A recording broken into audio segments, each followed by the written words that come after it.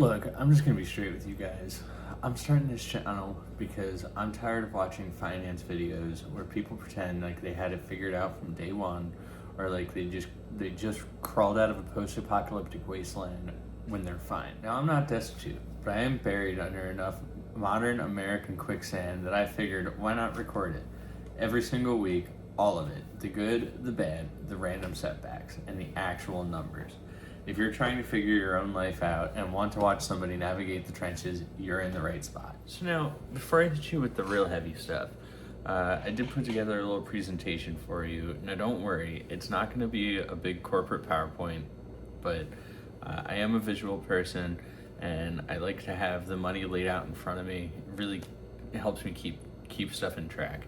Which brings me to formally welcome you to the first episode of Billy's Breakdown, or Billy Barks, or the Billy Blueprint,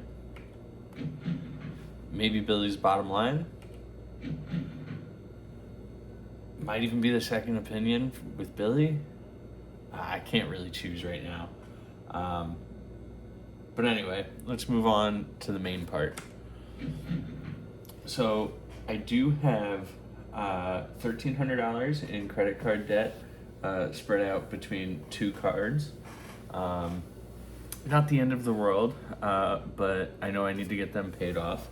I do have a repossessed car loan, which is a real big hit on me. It's not my proudest moment, but it's something that I went through, I learned from, and I just have to keep moving forward. I do have $12,000 in student loans. Definitely not as bad as some people, but something I definitely want to get taken care of. Now, I do have $94,000 in Parent Plus loans. Now, legally, I am not required to pay them off, but there's a little bit of family guilt there. So I gotta get them paid off for my dad. And then the apples. So I wouldn't be making this video at all if it wasn't for these Apple products right there. I know I said I like to have my money laid out right in front of me, but sometimes we're all a little weak. What inspired this whole video in the first place is I saved up a little bit of money, not a whole lot, but enough that no, of course I didn't put it towards my loans or put it into savings.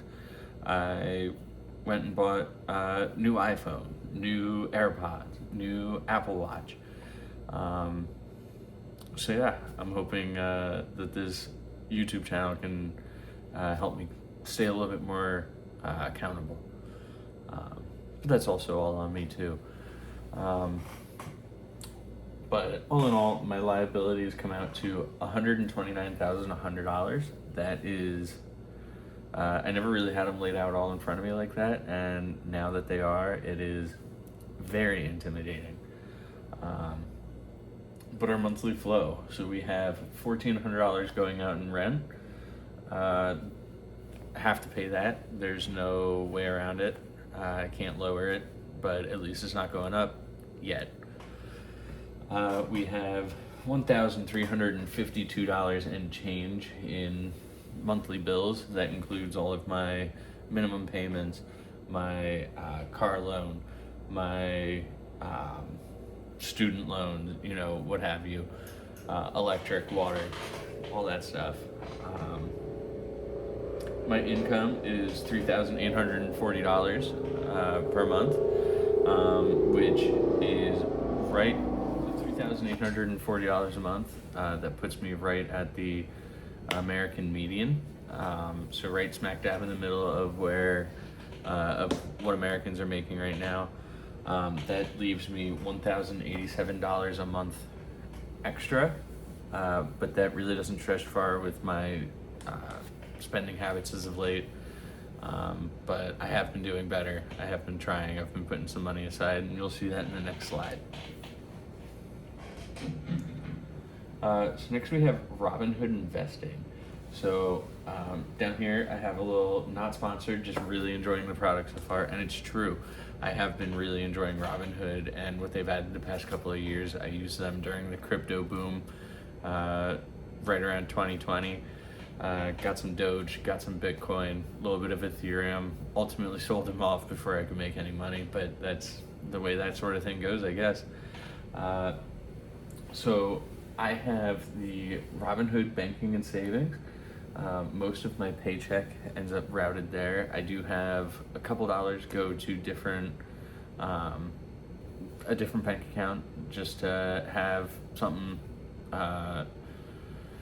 just to pay a couple bills. I just need money in a different bank account. Both of those accounts, the checking and savings, both hold a 3.5% APY. So basically, if I have $100 in there throughout the year, those $100 will be $103.50 by the end of the year, which I think is pretty cool. You're not getting that with many other banks right now. And then along with that, I have a Robinhood personal investing account and a Robinhood Roth IRA. I'm putting $100 per paycheck into each of those, and I'm hoping to continue to make that grow. One of these days I'd like to make a video about my actual portfolio and see where that's going and see what it looks like. Right now I am only in ETFs. Eventually I may want to get into individual stocks, but something I am very interested in is getting into the silver and gold market. And the precious metals market in general, but especially silver. So now what are we going to do with all of that information? Hopefully we don't stress out about it too much. I do have a game plan, and it is right here. So short term, so I'm thinking 1 to 2 years. I'm hoping to have all of my credit cards paid off, or at least manageable to where I can make where I can pay off the full balance per month. Right now I'm not adding any more onto my credit cards, so that should be not a terrible goal. And then we have an emergency buffer. So as we saw before, I put out about $2,800 a month in bills and just general living expenses. That doesn't even include food yet. I'm excited to get into my food situation in another video. Yeah, so I put about $2,800 per month just in general expenses. So in order to get 3 to 6 months, we're looking at $15,000. But hopefully by the time I actually get that amount, I will have paid down quite a few things. And then Apple recovery. So like I had said, threw that one in there as a little bit of a joke, but I do have to, build back up after buying all of the Apple products. And then we have phases 2 and 3. So now phases 2 and 3, I kind of lumped them together because phase 2 has pay my car loan at about $9,000, and then pay both student loans, which is the $12,000 and the $94,000. So I'm hoping to pay off the car loan and the $12,000 student loan, make those kind of midterm goals, and then long-term goal, I'd like to be able to pay off the $94,000 student loan for my dad, as well as start looking at a starter house. I know that a good couple years down the line, my student loans are projected to be paid off in about 10 years. And then last but not least, we have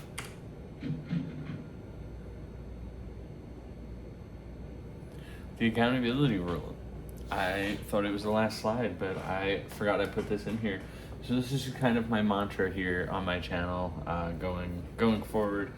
No filters, no fake flexes. Every week tracks what moved, what didn't, and how close we are to financial freedom.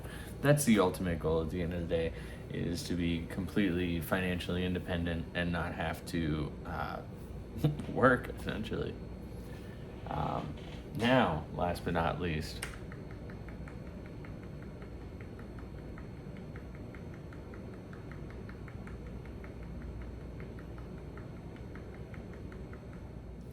every single week, I'm going to update you on what moved, what didn't move, and how close I am to sanity.